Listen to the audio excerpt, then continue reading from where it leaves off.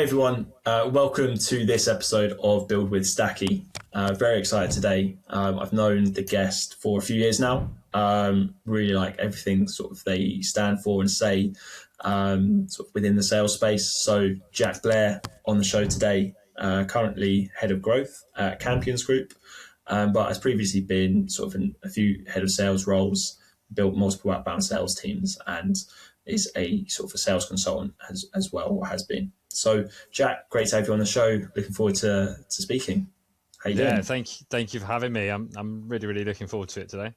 Excellent, good stuff. So, I guess there's a few areas that I know you sort of excel in, and through our conversations, we've spoken about a lot. One of them is sort of like that transition, I guess, across the sales landscape in sort of AI, tech, but more so the implications of that upon sort of teams and as leaders trying to build and manage those teams. So how have you maybe seen like that sales leadership role change from maybe the first ones you had to what you have to do now?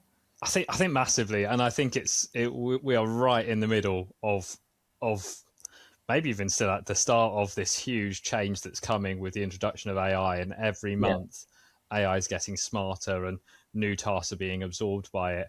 I think if we look back and we say, okay, from maybe 2010 through to 2020, there was a few things that came in to kind of take away some automation. There was a bit of optimization, but if we're being honest, we've seen more innovation probably in the last 6 to 9 months than we did in the 10 years prior. So we're right in a super exciting period, but also a scary period when it comes to SDR roles, sales roles, customer facing roles in general. One of, I suppose, do you want me to go into the areas that are sort of most exciting or most threatening? Yeah, absolutely. Before you do, I was going to say, just on your point, have you seen there's an image going around at the moment, and it's like a grid of lots of tiny squares, and then it's like every square is worth like 32 million people, and then there's like a line of like yellow ones, and it's like those are the ones who have like touched AI, and then there's like one little red square, and that's the people who have used it. And it's doing the rounds at the moment, but I think to your point, that shows like how much potential there is for it still to grow and start to take on more and more people's like daily lives, right? And so I think you're right in that we're probably still at the start of a lot of it, and we've seen how much change there already has been, right? Absolutely. I just think of myself as a leader and how much I'm not massively organized. It's something I've always struggled with a little bit, and I just use that surprises me. I know. Well, I tend to sacrifice time to become organized, so I'm not naturally organized, I suppose. I just invest in it.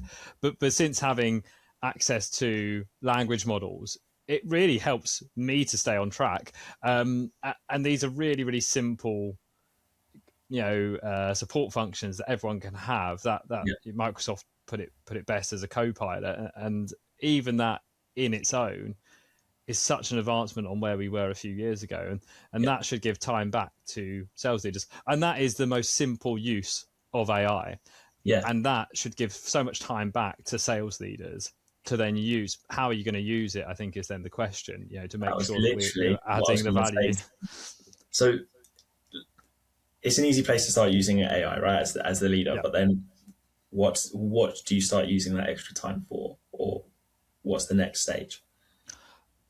I think everything with AI, because there is still the threat, and the threat that AI could come and eventually take all of our jobs and make us redundant. I like to think that we've still got a few good years left in us, but we have to evolve.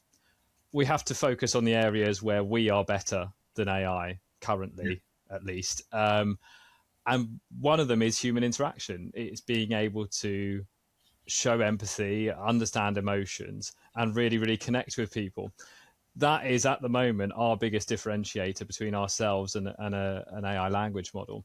So while we've got that, how can we put that to best use? I think as a leader, it's about using that time to have really good, strong conversations with your team members, and AI can support to direct you in the right areas to focus on the right things. But ultimately, you've got to be able to have really, really strong conversations with your team members. You've got to be able to inspire them. You've got to be able to coach them. You've got to be able to have really tough conversations with them as well. And AI can't do that, right? It can tell you what you should say, probably. It can't tell you directly how to say it. It can't coach you on how to say it. So that's where you come in, and that's where you can really help to upskill your team. So I think spending your time on the human interactions of things is better. The other area for a leader is as leaders in sales, I think certainly for the last 10 years, we're almost like hamsters on a wheel, and we're constantly every single day is like, rinse and repeat. We're exhausted after every day. The hope is that we can get a bit of time back to kind of lose that microscopic view and that sort of laser focused blinkered attachment to this one, daily outcomes, and actually step back and look at the whole process, the whole funnel, the whole customer journey, and have that more holistic view to get ourselves from what is essentially an effective operator into a real strategic leader. And I think that's what we should see. That's what the good leaders are going to do. They're going to use the time to really, really build on the people in their teams. And they're going to use the other time to go more strategic, to get themselves out of the weeds of day to day and more into, how do I drive this business for the next 2, 3, 4 years? That's what the good leaders are going to do. The bad leaders are going to still attach themselves to these low-hanging, sort of low impact activities and just keep themselves on that wheel for as long as they can. Yeah. And it is such a good point. And I think like one of the things that's, I guess, like contributed to that like blinkered effect, as you put it, and this is probably, this is definitely our philosophy at Stakki and why we built it, but like all this noise and lots of tools being thrown into the market, being like pushed, and there's lots of noise about it. And so people quite quickly have ended up becoming like dashboard monkeys, or there's lots and lots of activities that can be tracked, and it's all great, and you're checking all these numbers, and maybe you're jumping between 3 or 4 different tools to like check it all. Then you have your catch up and you show your team all this data, and like to your point, you've kind of forgotten something like that human element. I think that's going to make your team perform better and be happier and more productive and feel a part of the company, is actually having more and more personal, like individualistic human conversations with them, right? Like, do you think that's like what's caused some of that like blinkered effect, as you put it, or what's your bit in your experience with other contributors? I think so. I think if we go back prior to even the time of dashboards, the way to manage a sales team was to stand up every now and then and say, pick up the phone, get on the phone, make sure that we're making calls, and more is more and less is nothing. And that was the sort of mantra in the early mid noughties and the early 2010s when I started in sales leadership. We then moved obviously into this dashboard era. So a bad leader in the sort of early 2010s would have probably still had more human interaction with their team members than somebody in the late 2010s who would have had a dashboard and some data which they could use in a really impressive and interesting way, but instead they just send it out, don't interact with it, don't actually really understand the cause of any of the moves in the data anyway. So I think I do think there is a sort of change in, I think it's a sort of societal change, I guess, which is that I think we're becoming more expectant as a society and kind of less that kind of hunter mindset of you've got to go out and get it is sort of disappearing, and we're all kind of just waiting there and expecting things to happen to us. And if something doesn't impact directly on our area of the business, my revenue streams, my team, then I don't really care. And I think that was different in the past. And obviously I've worked in startups, so I do get exposure, and it has been very, very beneficial to me to actually wear a load of different hats through my career and actually see how everything works. And I think that's given me a really well-balanced view that actually I may think that we're working the hardest, but actually you find out that most people are actually hustling away the same amount. Yeah, that's really interesting. So if you were maybe a leader now, starting, or like Yeah. you've got a few years of sales experience, and you have, you know, you're looking for that next step into sort of management or leader role. Yeah. Do you think like a startup is the place to go? Do you think larger businesses? There's probably pros and cons. 'Cause I know you've got a bit of Yeah. exposure to both. What would be the key differences? Uh, I mean, I have. I've been fortunate to work at some really good, really well established and structured businesses, and then others where we're sort of we're still putting the paint on the wall as we're walking in. So I do think, and I am a bit biased, but I do think a startup teaches you so much as an individual. You've got to be ready to do the 15-hour days that it's going to demand of you at times. But Yeah, on the receiving end of that, you will get exposure to things way beyond your remit that will set you up for to grow beyond that initial management layer into the higher management layer. You really need that really widened exposure, that widened understanding to really make that step. I do think, because I think about it a lot, and I've done a lot of courses with my team leaders in the past around, well, how do we get their mindset to go from an individual contributor into an aspiring sales leader, and that team leader role, that first exposure into leadership, I think that's the toughest gig in the business. I really do. Yeah. That you're friends 1 minute with the person next to you, and then the next minute you've got a reporting line into them. Your relationships totally change, and it's really, really difficult, because you can try and fight it, and you can try and restore and keep your relationships as they are, but ultimately it has changed.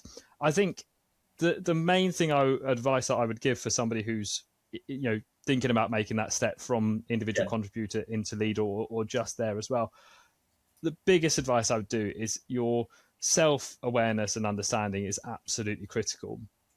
Constantly ask for feedback from your team, constantly ask for feedback from your peers and your manager, cover all of your blind spots, and that should really help to understand what it is that your leadership style is actually giving to the team as a benefit. You still need to create and define your leadership style. It's not done yet, it's not molded yet. So this first 6-12 months of being a leader, it will define you and your style. So take in as much information as you can, but also know that this period here, this first 6 months of taking on leadership responsibilities, it's the toughest it gets. I genuinely think it all gets easier from there, I promise you.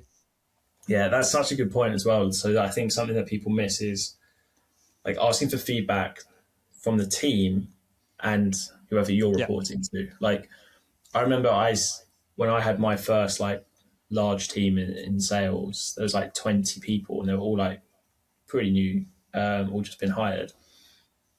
And first meeting, I just thought, should have prepared a lot better for this. I'm not sure what to say. So I literally just set up and just was open with them. Look, my first time as an SDR manager. You all report to me now. I'm going to be learning how to do a lot of this I'm going to help teach you the job. And I just said, look, tell me what you need. If I don't get back to you within 12 hours, that's on me. So I'm going to make sure I do that. And if I can't answer it, I'll find someone in the company who can.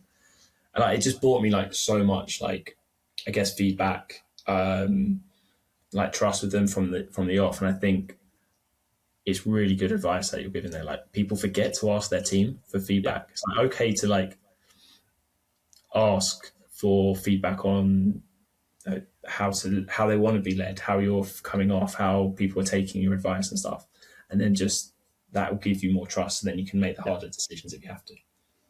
Absolutely, it starts as an aspiring leader, you've got to work on ways to build that foundation of trust. You can't just expect it to happen, particularly if you've gone from a position where you've been their colleague and you're now their line manager. It's a really, really difficult one. So, ask for their feedback, create the most amazing feedback culture that you can possibly create, open forums, private chats, everything. It will only aid you in the long run, the more exposure you have to it. It's better to know that you're doing something wrong than to be completely ignorant to it. So, and I think of my sort of early management career, even my current management career, I make mistakes. I make mistakes every day. It doesn't define you, right? But if you try and hide from them, or try and avoid the fact that you've made any mistakes, or gaslight the team, you'll lose all that trust, and you're absolutely done before you've even started. So that feedback culture is absolutely essential. One of the things I know you're sort of really good on, I think I saw one of your posts recently around this, is like sort of the mindset, psychology behind building like those teams and stuff, right? Like where where does that, I guess, maybe a bit too of an open question. I was going to say, where does that apply? Like, how regularly do you think about that? Every day when I'm leading a team, honestly, you try and think of the environment, you try and think of the characters. I obviously come from an era where you were in work 5 days a week, right? Surrounded by these people 5 days a week. I hate being bored. I hate being surrounded by boring people. I want to enjoy my day to day. So it comes from myself as an individual contributor, doing anything to try and bring more entertainment. I sound like David Brent there. A bit more entertainment to the day, just a bit more enjoyment into the culture. Sales and every customer facing role, right? Like, so I've done the whole spectrum of customer facing roles. We think it's tough in sales. Go and manage some key accounts and get all of the feedback from them. It is all so difficult. You are met with, whether it's just instant rejection, whether it's F-offs on the phone or whether it's customers moaning about your product or service. That in particular is the toughest one, because when you're getting that negative feedback about the product, you're then expected to flip onto the next call and go and sell it or upsell it or nurture it in some way. That's so difficult. And to do that without having the foundation of an amazing culture that will lift you up, I honestly, I'm so grateful to the people that I worked with throughout my career, because I always felt that no matter how bad a day you had, no matter how bad things were or a bad month, I could still go into work and I could still have a laugh. Like I could still enjoy my day-to-days. And one of the things that I think, not to go into a remote versus office, because both formats... It was going to be the next thing that I was going to talk about, because it's such a big factor and it impacts some of the tech choices you have to make, some of the process choices you have to make. And I think people get really hung up on both of those. But what you're about to talk about, I'm sure, is the human element of that. Doing it is sales at home remote is really hard. Yeah. I mean, I do think that the tech can play a part in it as well, right? It can make a remote team so much more connected. I've seen remote teams work really well. Right, and I've seen office teams work really well also. I think one of the things that's difficult for the culture, and I know we struggled with this at a previous business, is when you have what seems like misalignment and a disjointedness inside the business, where some teams or some individuals have increased privileges than others do to work from home.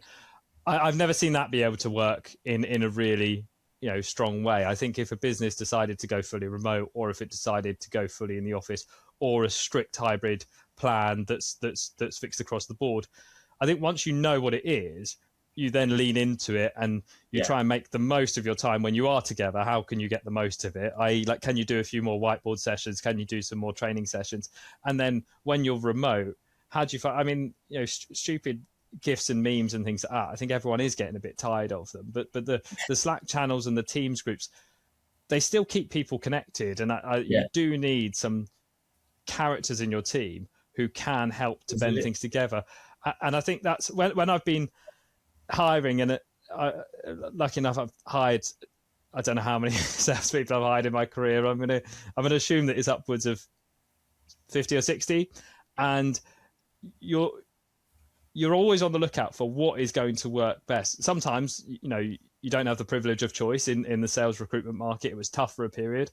But now there's so many candidates for each role that's coming through. So you do have a bit more privilege of choice. So don't just look at their skill set, but look at what gaps do you actually have in your team, skill set wise, personality wise, who can come in and not only just fit in with your existing team, but also raise it a level and elevate it. That's really important. And this is, again, we haven't even touched on the technology yet. This is all just the human layers that go through. So the amount of things we did at my previous company, I had a team leader that was really, really good there, called Craig, and Craig would take on, when it came to incentive structure, one, he would run the day to day and he would do an incredible job on that. But also I left all of the incentive budgets and investments to him. And he because it was his thing, he came up with the quirkiest and craziest of games for us to play on closed days and closed weeks. And it was all stupid and people would win a Freddo or whatever, but it didn't matter. It was the fact that there was something new and interesting to do, and it wasn't just the monotony of phoning people and getting told to F off day after day after day. There was something else to it, and we really didn't get it always right. Of course we can't, and we didn't please everyone because you can't, but I think generally people appreciated that we're trying to do things just to make an office environment, particularly when people are thinking, well, hang on a second, why am I back in the office when my colleagues and my peers in other teams don't have to come back in?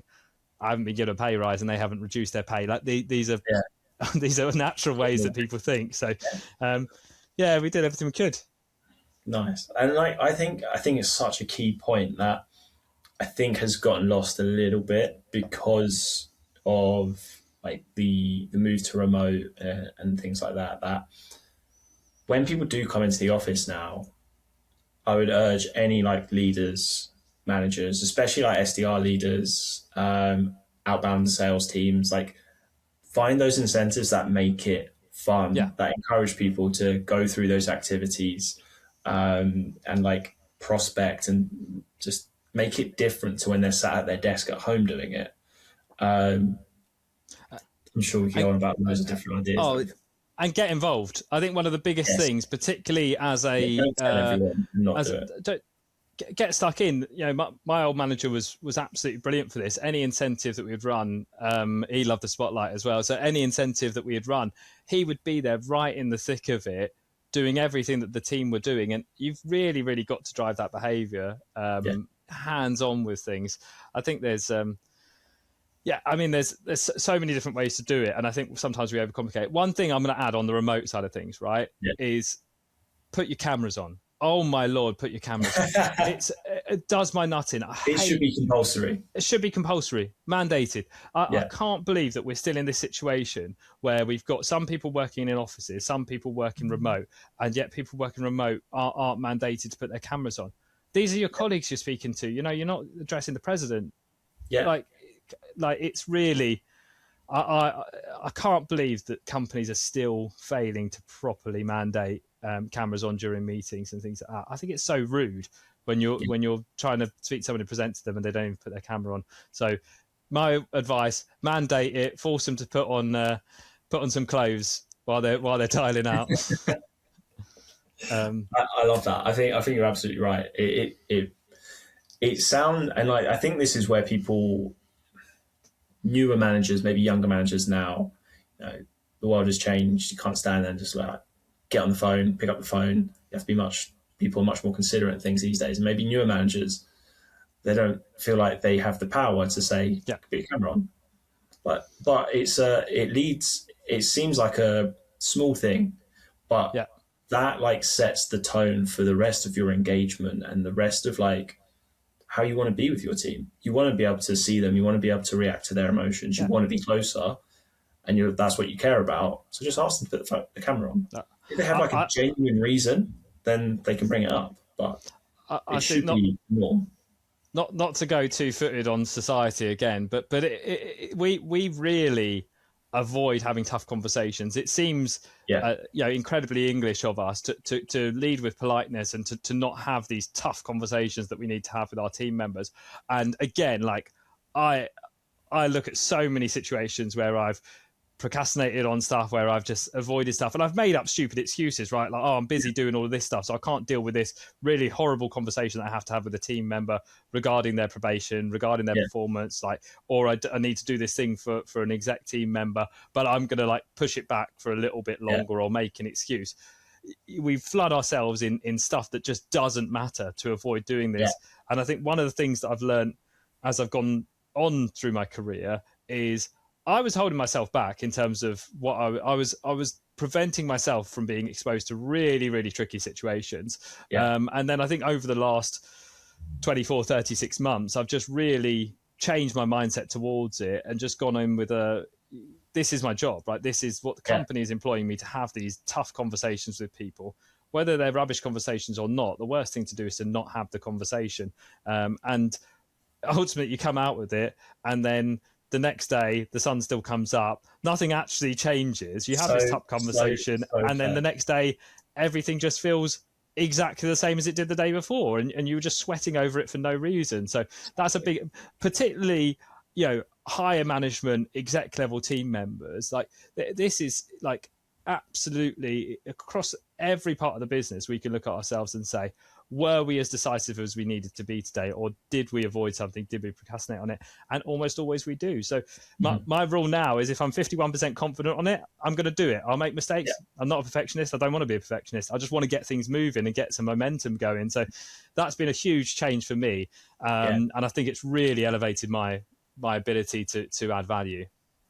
It's such a good point. Like I posted about this earlier, following almost a very similar to what you just said, like a similar conversation within my own team this week. And it was just like, we come up with so many verbs and adjectives to describe what we're doing. And like, strategizing, we're planning, we're waiting for all the stars to align, and all these things.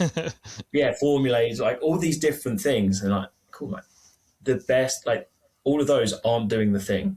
The thing that is doing the thing is doing the thing. Telling people you're going to get it done, what you're going to do after it's done, how easy it's going to make things happen, but like whatever verbs and adjectives people want to throw at situations, like speed of action is so I think underrated, or like under-recognized in leadership. And like if there's a difficult conversation, you're starting to play it up in your head. So just go and like voice it to the other person as soon as you can. And it's like probably nowhere near as bad as you thought it was going to be in the first place anyway. And I know we're staying in sales leadership, and we've got so many more things to sort of go through. But two things on this. So one, delegation, right? So you have a team of hopefully committed, ambitious workers, right? So they will take on some of your work. They won't take it on if you just say, do that for me. That's not the way to delegate. And I think people get in their heads that delegation is like two ends of the scale. And on one end it is, it's all mine, I'm just going to do it all myself. This kind of mushroom cloud leadership where you're just like, I must protect my team from all of this, or you just don't want to give it to your team for whatever reason. And then the other side of leadership, which is, I want to do that, you do that. And that's not delegation. Neither of them are delegation. Both of them are just nonsense. They're just terrible examples of leadership.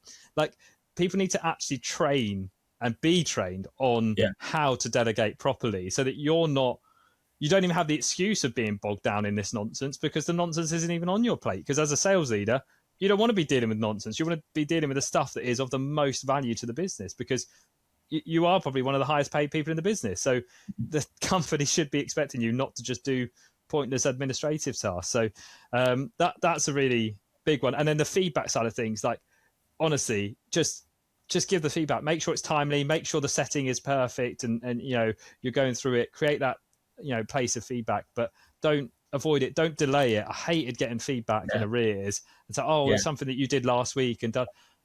Well, the whole week's gone by. Like, just come grab me and tell me. Like, awful. And it goes back to your point before of like, ask your team for feedback. How can you expect your team to give you feedback and be honest with you so that you can become a better leader if you're not doing that to them in a timely and timely manner? Well, this is a little trick of the trade here, I suppose. But honestly, permission-based feedback is the easiest thing any leader can do, but it's so effective. Rather than just giving someone feedback, just ask one question before it, I promise you, and just say, look, am I right to give you a little bit of feedback here? And as cringy as that sounds, no one's going to say no, right? Like, no one's going to, actually, mate, I'll leave it. Like, they're always going to say yes. And their mindset has just shifted to a position of, hang on, what the hell is this person saying? To, okay, I've now got to hear them out because I've just given them the permission and to give me some feedback. And I'm surprised how few people actually use Yeah. what is the easiest of easy techniques. Yeah. So there's so many ways. Yeah, upskill yourself, expose yourself to great leaders. If you've got another great leader in your business, then try and encourage them to become your mentor to help Yeah. you along your journey. Yeah, absolutely. Absolutely. As soon as you say mentor, I think of JD and Dr. Cox and Scrubs. Can't help it. Great show. That's a throwback to E4 back in the day. I don't even know if E4 even exists anymore. Don't know, but Scrubs is on Disney, so anyone wants to watch it back to back. It's so good. But like, so that's a lot on like the people and that side of it. The other side of that, like leadership, and particularly sales leadership, is the processes. Yeah. Optimizing those processes, the right tools and things like that, right? And I know you're very good on process or like conversion optimization as well, right? Where do you start if you come in as a leader and you get the sense that there may be some gaps or process improvements? Like, what would be your first sort of few steps? The first thing I would do is the mapping, right? Like, you've got to start with what is the current status. This can take a while, but it's really important that you do. Like, what are the current process flows which are going through? What are the drop points during them flows? Maybe some initial sort of diagnostics, or just leave with opinions first. Don't go in with the data. Just build your hypothesis and think, okay, this part of the journey, that seems a bit disjointed. That seems a bit inefficient. That seems like it's overlapping. Just put the map out there and then put your opinions, label your opinions next to it. Don't look at the data just yet. Mm-hmm. What I would then do, again, before you've even looked at the data and tried to prove your hypothesis, is blank whiteboard. What do you think good looks like? What is, if you were to draw this from scratch again with no blockers in the way, what would you draw? So you've now got what it is right now and your opinion of what it is, and you've got what your opinion is that it could be in its best process. And that can be built on some internal factors, but a lot of just your general experience in the industry, or your opinion of great customer experience or colleague experience. So you've now got both of them. Now it is time to prove your hypothesis is right and actually go back to that initial funnel, draw out the core KPIs. If they're not set currently, they might not be, right? You don't know what sort of a business you're walking into. If they are set, then scrutinize them. Are they the right KPIs? Do they make sense? What is the exact definition of that KPI? And if they're not set, then set them, define them, benchmark them, benchmark them internally, benchmark them externally, and see exactly how you're performing. So you should now have all of the flows drawn, you've got the KPIs drafted, and you've got your vision still sitting in the background of this is what I think it could be. Then you're ready to kind of go in hopefully you want a task force with you, right? You don't want to be doing this by yourself. You might have to, depending on the size of the business, but ideally you can grab in, if you're a sales leader, right? I'm thinking you've come in as a head of sales, a VP of sales, maybe a senior sales manager. Ideally, you want to be grabbing somebody from a RevOps side, or maybe a go-to-market engineer, that type, like somebody who can really do the practical side of things. Mm-hmm. Maybe they can help with your data. Maybe you need to bring in an analyst on board to help you with that. Maybe you're confident now with your Copilot styled AI that actually you might not need an analyst. I'd still encourage to get one. And then anyone else that's relevant to the funnel, maybe a marketing member of the marketing team that can really help this, because there's obviously a lot of that synergy between the two teams. So you're now in an operational side of things. You're like, okay, we can now start to set out, let's isolate certain areas, isolate certain KPIs, and then let's get all ideas on the board. The one thing I would say is when you're looking at a process, it's so easy to just try and deal with the whole thing at once, because the whole thing probably is rubbish. It probably is naff, right? So where is going to make the most impact? It could be right at the end of the funnel and the final conversion point. It could be at the very top of the funnel. But what I would say is judge it on size of impact and speed of delivery, right? So what can you get out in the next 60, 90 days? You want to make impact early, right? So in the next 60, 90 days, what can you actually get out, and what is the tangible result of that, and how are you going to monitor that success? I speak about storytelling all the time. Storytelling is one of my great things that I love, and you need, particularly early in your career at a company, you need the success stories, you need the momentum, you need the sort of forward push coming in, so that you can then create that narrative to then lead with. Then you will inspire your team members, you will inspire the executive board members, etc. But you've got to get them wins on the board first of all. Yeah, 100%. And one of the key points you made there was that, well, you made a lot of good points, but like the key one I want to elaborate on was people often look at like mapped out the whole thing, like, right, I need to solve all of this. Yeah. I'm going to do this, I'm going to do this, I'm going to do that, I'm going to do this. And, once you've maybe, as soon as you start talking like that, the other leaders and stuff, it's just like, it's kind of boring. Once you get to that point, like the overall design and the strategic level of it is interesting. They want to know, cool, what is this going to impact? Yeah. Well, crack on. And you need to then drill down. It's like, cool, we're running a small project to solve this KPI. We're going to do this. I need you to jump in this conversation. I need your opinion on this. That's sorted. Then on to the next, on to the next, on to the next. But you see people get stuck and they lose weeks. Companies lose sometimes quarters because they're spending too long looking at the big picture, and everyone's going, this is why we have a business, but you have leaders sat there going, I'm going to cover it, I'm going to look at it, and then everyone in the teams, maybe there's a sales team over here who have a dialer that doesn't work properly, and that they know they need it, but they're not going to bother taking it. Even if they take a demo, it sits something like, go and speak to Bob. And then marketing over here, who are, they know they have all the wrong intent data and they want better sync with their CRM. Oh yeah, Bob's looking at it. And this person who's still looking at the whole process and like this big picture, they're just wasting time because it's too much, and they have to check 100 different things before they can make any decision, because they're trying to think about, does it integrate with this whole synergistic thing? And you'll have seen these on LinkedIn, like the images that everyone loves these days of, here are the 15 tools for the modern sales stack. And can't live without. It's like everybody now thinks that's what they have to look at and understand, rather than, like you said, cool, we need to solve our data in EMEA. Cool, that's one thing. Just worry about that for now. We need to solve our dial to connect rate. We need to solve, and just work through it in a nice organized list. So you don't need all the tools that people push. It's so true. I think of the most optimized teams we've had in the past, and we can cover some of their tech stacks in a bit, and you'll be frightened with how small they are, because I'll love it. Yeah, I mean, you will. I still think we were probably short of a couple of bits of tech, but we'll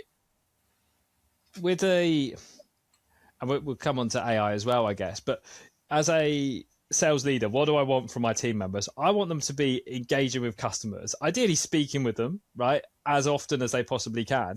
So whatever tech it is that I'm looking at as a sales leader, my mindset is, does this get my team selling more often than they currently are? Or does it get them selling better than they currently are? Because if it doesn't, then what the hell are we doing? And we're blessed with, and also cursed with, so many different options, all of which will tell you that they solve all of your problems. And you have to be really, really cautious that you're not sort of building Frankenstein's monster to try and plug all these things in that don't actually connect and collaborate with each other. So I've been really cautious of that in my current role, to be like, there is tech that we need, because the property industry is maybe innovation light at times. So we probably do need bits and pieces from elsewhere. But if it doesn't all connect to your CRM and enrich your CRM, then it's not worth it. At the center of everything has to be a really, really strong, well-maintained, healthy CRM. And if it's not, then draw a line and build a better one on top of it. Don't worry too much. It will cost you too much probably to go and fix what mess you've made over the last decade. Draw a line and then start building a better one from scratch. And the point about more conversations or better conversations, if the tech isn't helping your team do those two things, it's probably not like a major thing. It's probably not worth loads of umming and ahhing and worrying about and lots of investment into because it sounds cool. You'll go right back to what we said at the start, like early in the call. You'll be back to too many dashboards with too many activities. Yeah. And it's like, are my team talking to prospects that could potentially, like, are the right prospects, and are they good in those conversations? Yeah. That's all you want your team to be doing.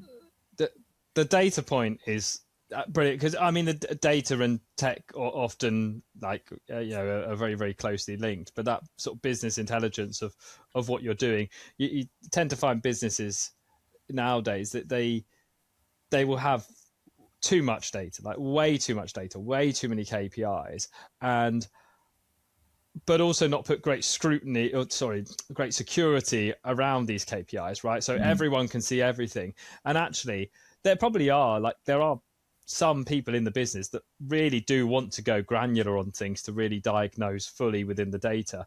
But 99% of the working force, they don't need to do that. They just need to see really, really simple, clear measures of performance. And I think that one thing that businesses could do a lot better on is actually guarding a lot of their data and protecting it from the view of members of the team, because they don't need it. They can just focus on, get them what they need, and that's it. They don't need to go more granular. And if they do, then find out why they need to and why it needs to be on the front, because you end up, as you said, you've got these humongous dashboards, you've got reports coming out of your ears, but we're not actually training people. This is a big thing for me. We're not training people how to interpret and coach or train with data, or how to tell stories with data. We just give them data, and then they just, a lot of the time, they just become dashboard leaders. They hide behind it, and they don't actually do any of the stuff that you need them to be doing to drive the team forwards. They just point at a dashboard once in a while. It's nonsense. And this is why, we again, it's why we built Stakki. Everything points to, does this integrate with your CRM? Because you want to, I like your point on hiding some of the data. Like, the sales team, they need their list, they need the information. Marketing are doing a load of other things. Just have that feed to that same list wherever is appropriate. So I can see that, but I shouldn't have to go and click through a load of other places to find it. Maybe then another tool to enrich that, or have to go to marketing. What's going on with it? Blah, blah, blah.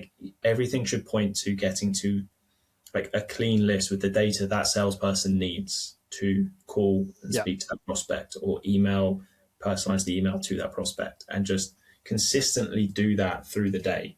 And on that point, one of the kind of the counter argument, almost the devil's advocate, will be, well, are we not just making our salespeople almost robotic, right? So we're just, it's like point, aim and shoot, right? Just do everything that is there. I talked about the blinkered view earlier of a leader being a bad thing.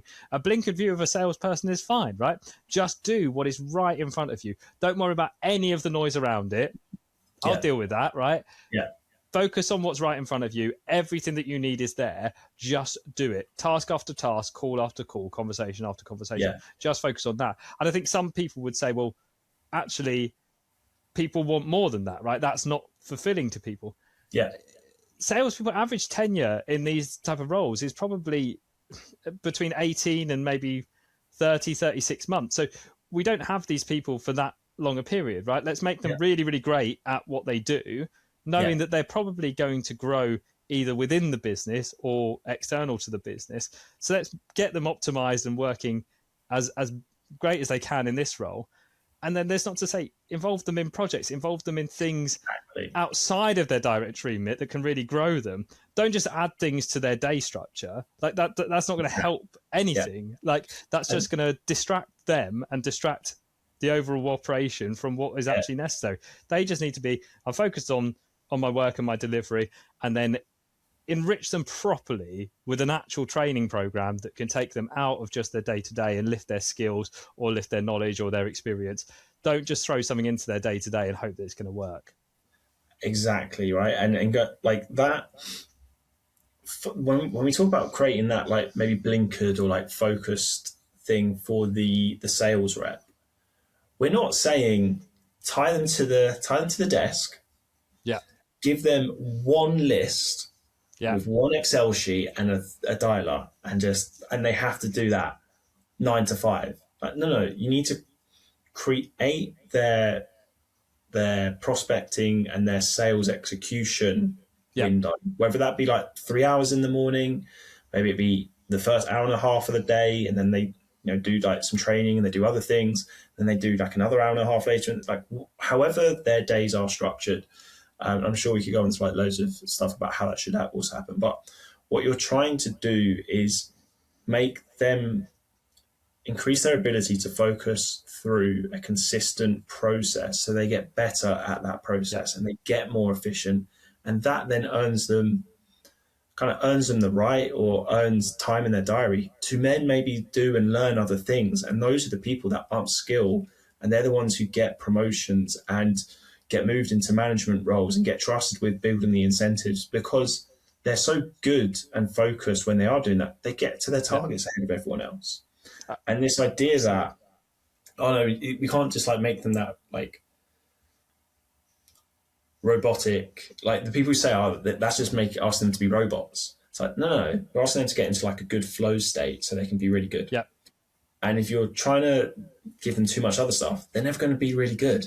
And they're actually the people then who end up stuck consistently in just like maybe average performance, maybe subpar performance. They might occasionally have a good month, but they never have enough like high performance that they then can move into other things. And they're the ones that end up disillusioned with sales. We put the structure in place. We share the best practices and everything. And then it's about, you give them freedom. Of course, we give them freedom within a structure, right? So the cream will always rise to the top, right? Like your top performers will always be top performers because they will perform their freedom within that structure in the most amazing way, better than all of their peers. And I think that's kind of where we need to be heading, which is we'll bring all of like the optimized technology and workflows in to get you right in front of what you need to be doing every way, to get you in front of the best customers, to help you have the best conversations, to give you the best insights.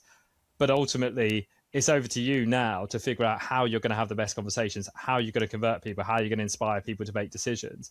That's over to you now, and you will either be successful or you will fail based on your own performance. Conversion rate, we spoke about processes and conversion rate optimization. You can't even get started on conversion rate optimization unless, one, you can say it properly, unlike what I just attempted to do, but two, you actually get a standard operating procedure in place, right? Because you don't know what you're measuring. How can you move it if you don't even know what are the inputs which are bringing out a conversion rate? So often we struggle and we avoid having structured and strict operating procedures because we're fearful that people will get stuck and be robotic. But actually, I don't know, I think people actually quite enjoy being, having their expectations of them quite clearly labeled to them. I think it's the ambiguity of things that actually frustrates people, and 100%. Admin strain that frustrates people. And good salespeople want to be talking on the phones to customers or in meetings with the customers or going and seeing customers. If there's somebody who's constantly trying to find ways of being bogged down by admin, then you probably want to be moving them on anyway. Yeah, exactly. And that is such a good point. Like salespeople are simple creatures. We want to talk to customers and we want to like close and sell deals, and that's it. We want a nice simple structure that supports us in doing that as often as possible. And that's the key to it. And I think the more we can simplify the stack and the sales tools to remove those distractions, the more frequently we can get people back in that flow and that focus. So let's go to that final piece then, that the tech, right? So we'll go to the build with Stakki side of it. So I'll share my screen. I want you to walk us through. It can be a stack that you've actually had in the past, and maybe some of the changes you'd make, and we'll go through and just understand some of the differences that you may have seen since. So if you've got one in mind, or just give us like a quick high level, like the type of team. You don't have to tell us the company if you don't want to, but like what was the type of team, what was the type of structure?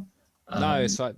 We'll go through what we had at Rated People. Obviously, I was there at Rated People for a really good 5 years during throughout COVID, etc. So really difficult situations. And so we had Salesforce as our CRM. Yeah. And So that was, the bulk of what we were doing was to try and optimize everything that we could through Salesforce. We had our own internal sales tool, which done a lot of our kind of, product insights, suitable packages and plans, etc. We had a lot of that side of things. It was an inbound team. We did have an outbound team for a short period of time, but we didn't. I can't even remember where we got the data from in the end, but it was very much get the data, chuck it into Salesforce and hope for the best. I don't think we really gave ourselves the best fighting chance from that side of things. Cool. And I was culpable for that as well. So we had Salesforce. We obviously had a dialer. What dialer was called? Probably something like an call. Natterbox, I think it was called. Natterbox. Yeah, Natterbox. Yeah. One of the, I guess, and this is probably to your point that it was mostly an inbound team, right? Natterbox is a very not like your typical SASE type of dialer built for outbound sales teams. It's a more well-rounded, proper, full telephony solution built for sort of all customer-facing teams. So really good option there. And then the last thing that we were bringing, we had looked at Gong, and we had looked to bring in Gong to kind of help with a lot of the sort of pipeline insight side of things. But we didn't bring it in the end. What we were selling was such a low average order value, highly transactional.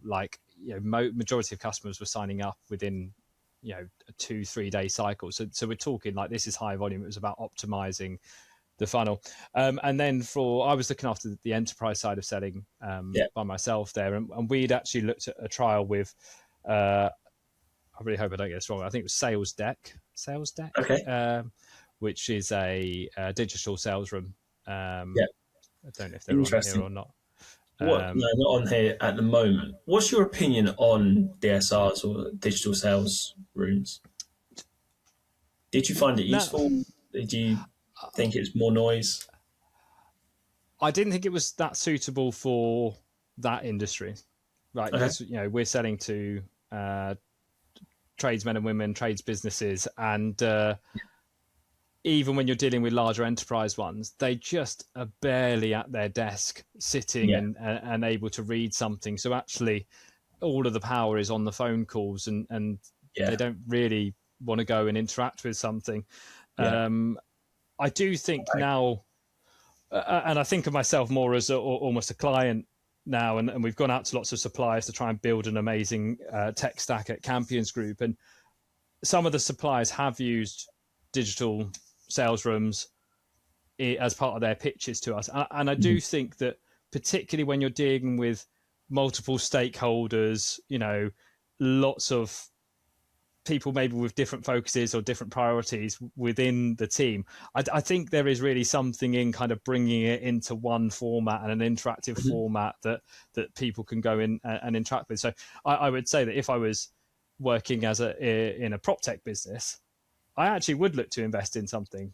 However, I have seen some, and I have to say, when I get there, I'm not really that impressed, and I'm sort of thinking if this was in a PowerPoint slide, it would probably actually look better. But so I don't know. That's my sort of quick opinion on it, which is I've never used them to great success, but I've been on the receiving end, and I do think there is a movement towards it, certainly on the more complex sales funnels, sales cycles. I think they're very case by case, similar to like parallel and power dialers. There's a lot of noise in the market about those, but I think they are for very specific types of offerings, solutions, and services. I think DSRs are probably similar. Yeah, I mean, on the power dialer side of things, we used a power dialer for a time through Natterbox, and we would be adding leads into it from the team, and we didn't feel that it made us actually any better. We had quite a sort of lean but strong sales team there, and actually giving themselves the freedom to go through their calls at their own pace actually seemed more suitable. They didn't need to do a lot of research. There was no sort of like hiding places, and actually provided that we were still building the culture and having the right KPIs, people wanted to be on the phones anyway. So it didn't really, forcing them to be on the phones wasn't right. Yeah. But I know that,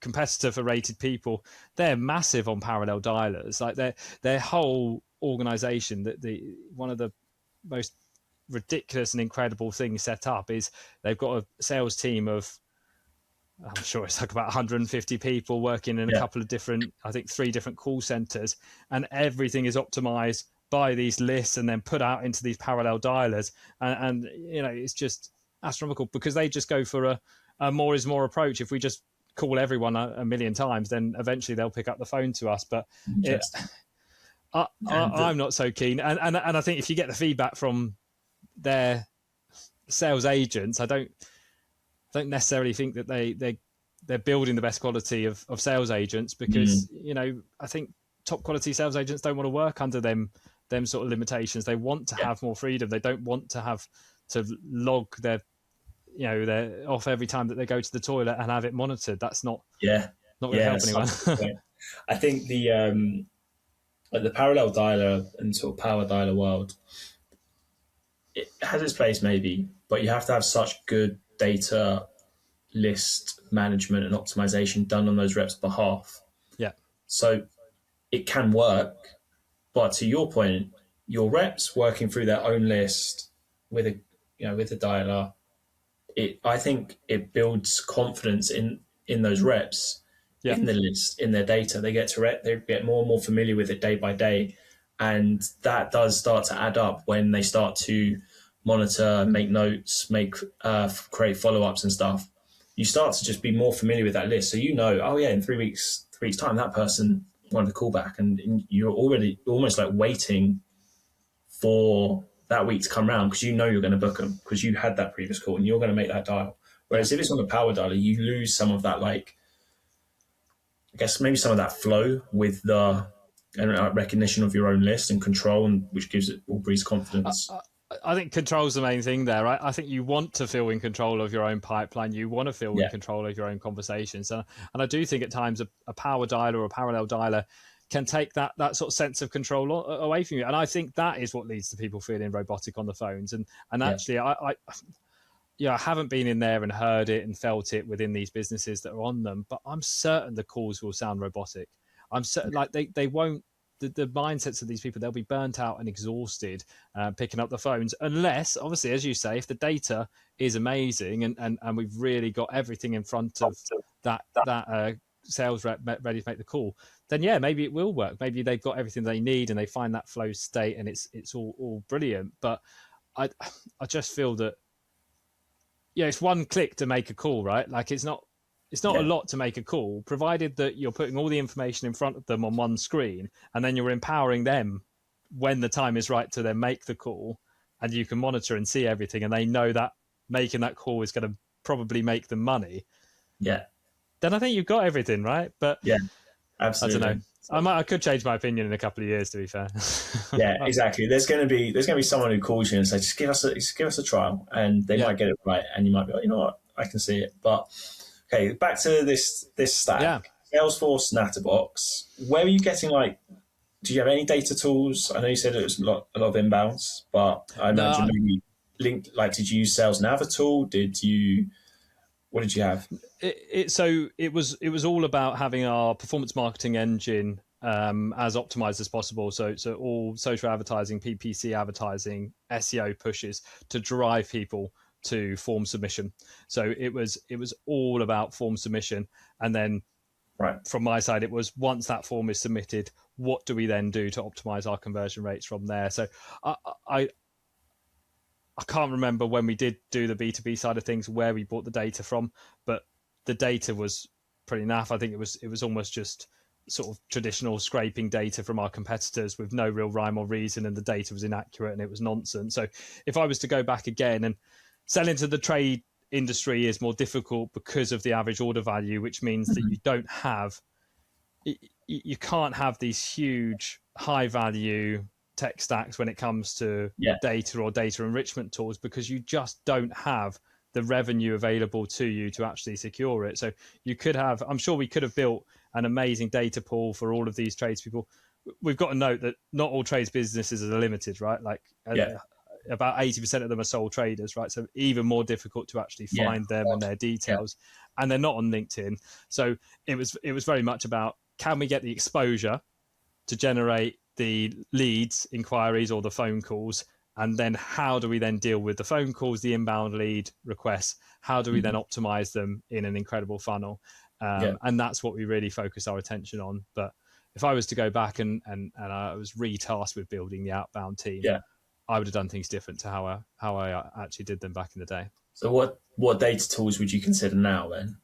Well, Cognism, I've a good relationship with the team at Cognism, and we've scoped them previously. I'm not sure that anywhere would be amazing for the trade space, but that would be the first place that I would go to, would be Cognism, to have the conversation with the team there. I've always felt well looked after and well respected by their team when I have had conversations with them. That would be my first port of call. Yeah, good option. It is one of the more expensive ones though. So considering what you just said, maybe probably also consider maybe like one of the bigger databases like Apollo's that compete closely with Cognism. Although I think the route now that most companies are going down is like, get one of these big providers, your ZoomInfo, Cognism, Apollo, depending on the region where you're going. Get one of these big providers, but don't buy every single person a license. Get something like Surf, something like Full Enrich, Better Contact, Upsell. Get one of these because they're cheaper, and you can get your reps each a license, so they can build their lists, they can source contacts, they can add them, and then you get So I'm gonna add Surf on here, but then you can get the bigger player. So in this case, maybe a Cognism, to fill in and enrich any of the gaps that these other ones don't provide. But you just need the one license, maybe sort of a leader or a RevOps person, someone close to the CRM can use it. And that's how a lot of companies are keeping their costs from like spiking massively. I think it's a great shout. And avoiding all of these additional licenses and logins for the team members, it's just another place that the team member doesn't have to go, right? Like in an absolute ideal world, we want to keep the team in the main functioning CRM for as much of the day as possible. It's not always possible because there are things, unfortunately, that we can't get into the CRM. But the effort from a rated people side of things was, we had Salesforce skills right inside the business, and they don't come cheap, right? So we had Salesforce experts, we had a revenue operations team that were great and basically on hand to help with things, and we basically built, with our internal logic of all of these leads that had come in over whatever time period we grabbed, we built our own lead scoring. We built it into Salesforce, and this was a game changer for us, right? So we were able to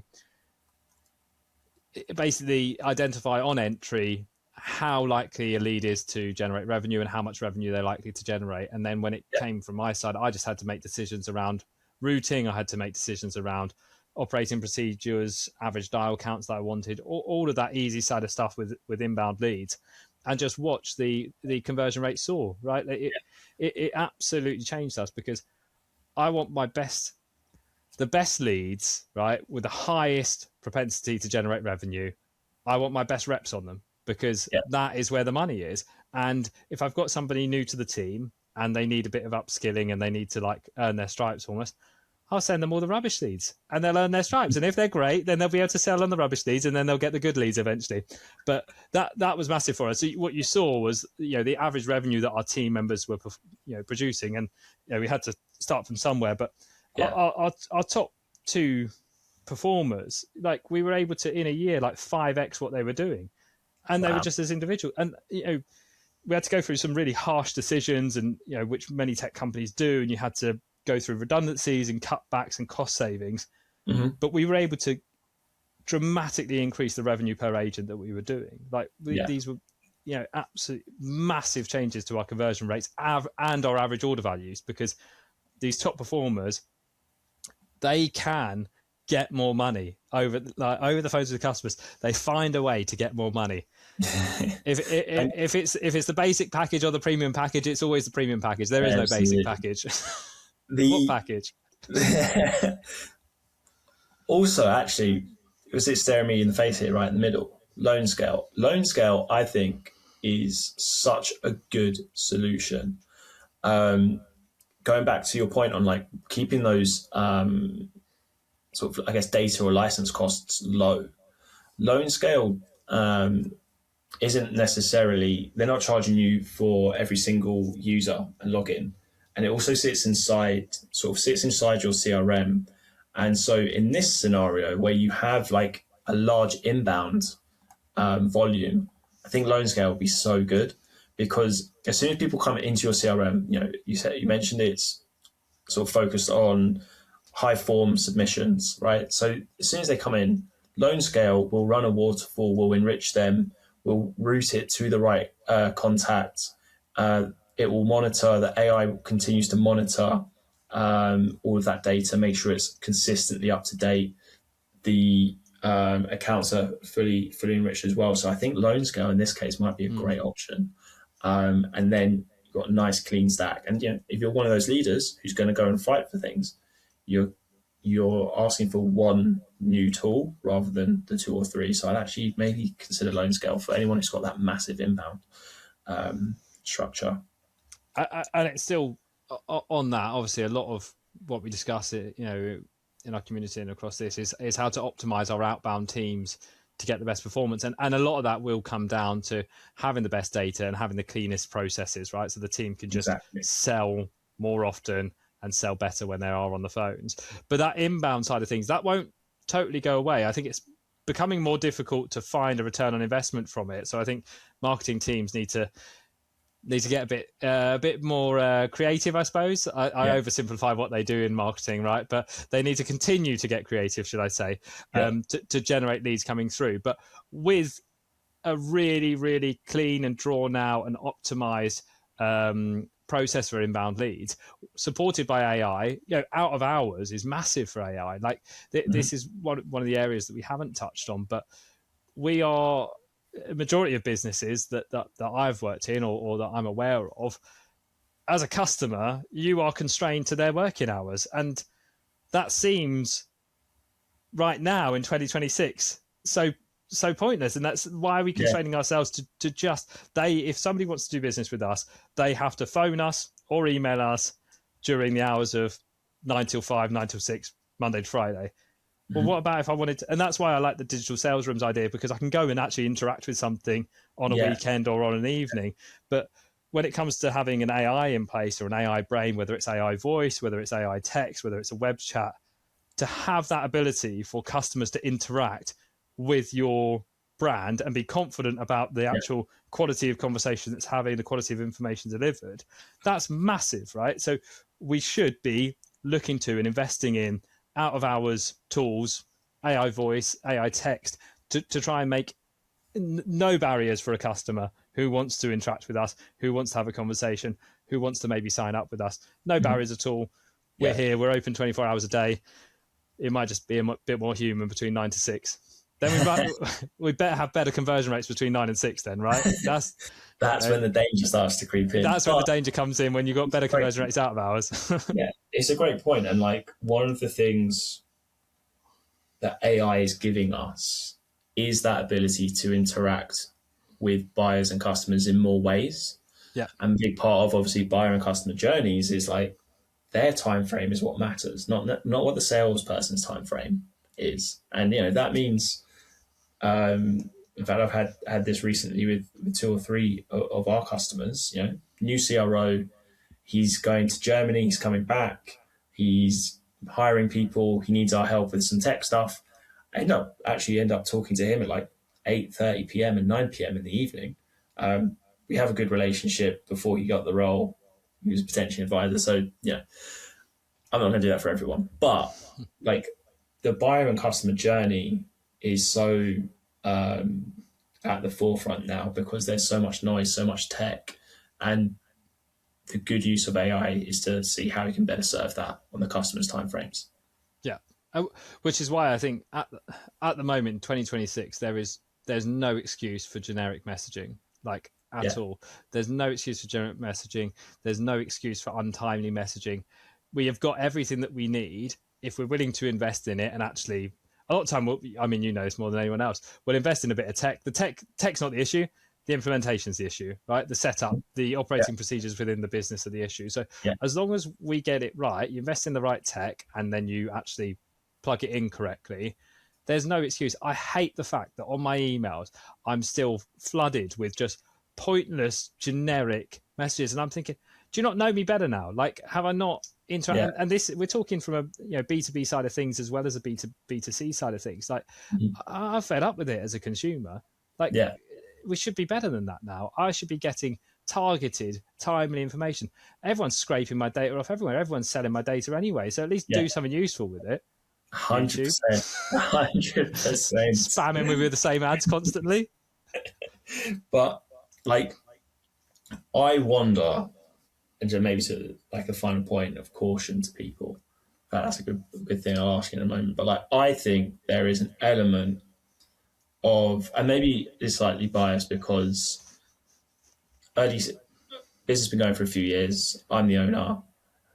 I'm also in like the sales space. So I think we get a lot of, I know this is happening. There's lots of people just white labeling AI SDR tools, claim it as their own, and then spinning out like whatever crappy emails to new founders about, we can book you 30 appointments a month, we can book you this, we can book you that. And having come from proper outsourced SDR world, it really grinds my gears, and it really annoys me because they are going to damage, or they are damaging like the quality of sales or the quality of outbound. And my bigger worry is actually that they're going to get away with it, because there's so much of it now. Are people just going to slowly get ground down and just slowly accept that this is how it's done now? Yeah, maybe. I still hope. No, I still hope that we got enough sense about ourselves to avoid that. But you do see it all the time with companies that will invest heavily in AI agents, and they will make the cost savings that they want to make. You might be able to get one AI agent for the price of 4 or even 5 full-time headcount. So the cost saving is real. But there is a reason why 9, 10, 11 months down the line, they advertise for an SDR again, because they might not need as many as they used to have, right? Like, that's the truth. You might not need as many, right? But the ones that you do have need to be super optimized. But I do think there are some businesses that will make wrong decisions, and I think that some companies out there who are, it's like the sort of gold rush in America all them years ago, isn't it? Everyone's running to try and get their new millionaire idea, and there will be a boom, no doubt about it. There will be a boom, and then it will probably drop, and things will recalibrate itself. But we'll come out the other side in a world that isn't like this, right? We will be way more machine heavy. But I really hope that we don't lose what's actually unique to us as humans, which is being able to make real world connections with people. And if we lose that, then we may as well go Planet of the Apes, but instead of apes, Planet of the AI or something, because what else have we got left? Not a lot. I can't remember what it is. Is it WALL-E, the film where they're all just big and they're just moving around on like,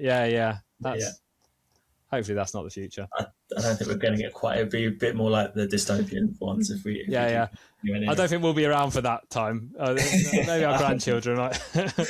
Look, this has been a great conversation, Jack. Like, we've packed this full of good information, or you've packed this full of good advice, good tips, like from your real world experience. To finish on a positive note, what's the thing that is keeping you going in sales? What's the thing that people should good question, keep an eye on and keep thinking about, or maybe put more emphasis on? I think for me, I love what I do, right? Like, for me, I wasn't when I first started out, right? Like, I just, like almost everyone in sales, I just happened to end up in sales because I could talk a bit. Hopefully, I enjoy talking, basically, and I happened to be okay at it in my early career, and then I just stuck with it. But since moving into a leadership role and then moving into a more strategic role, I just absolutely love it. I just love solving problems. I love optimizing things, finding issues and fixing them. So I'm really, really passionate about what I do, and I love what I do. I think generally, as a general view of why should people be optimistic in sales roles moving forward, is because I genuinely think it's one of the least likely roles to get absorbed by AI in the next 20 years. I think that there is still so much power on human interaction, and I actually think that I really hope, and I do think that this will happen, but I actually think we'll see a retaliation from the market against AI when it comes to having conversations. And I think people will get burnt out with it and they'll get bored of it. And actually, I think having a real world conversation with somebody who understands your psychology and your emotions, I actually think will become a really lovely thing for people to have. And it will become quite old school and a throwback. Yeah. And we know that things are circular. So I really hope that it comes back round to that. But we are going to have to ride out a bit of a storm here. And I think there are going to be, unfortunately, more cuts in tech space as they look towards AI agents. But if you are a sales agent or a sales leader, you've got to prove your value right now, right? There's no point in sitting around and thinking, oh, I'm probably just going to lose my job anyway, or they're already looking at AI. Of course, every business is looking at AI. Every business is looking to cut costs. Like, it's normal. Show them what you're about. Show them what you can do that an AI can't do. If you just sat in your admin making excuses, they are going to replace you. Of course they are, because that is what an AI can do. But if you're doing the human stuff, if you're having the conversation, if they can see you and your people are delivering, and more than anything, if you control the narrative, if you tell the story, then you will set yourself aside from it. So please, that is my advice to people, is to really, really double down in them human areas that I'm sure you're really good at. Just do them more often and make sure that you set yourself aside from anything that could be replaced. Amazing, Jack. That's such a good note to end on. Pleasure having you on the show. Where should people go to keep up with you? Presumably LinkedIn's the best place, or have you got some other channels? LinkedIn's the best place. I'm always posting nonsense on there. So give me a follow, connect with me on LinkedIn, and like a couple of my bits if you do like them. Excellent. Good stuff. Everyone, if you can please like and subscribe, it really helps us grow. But thanks for coming, and we'll see you on the next one.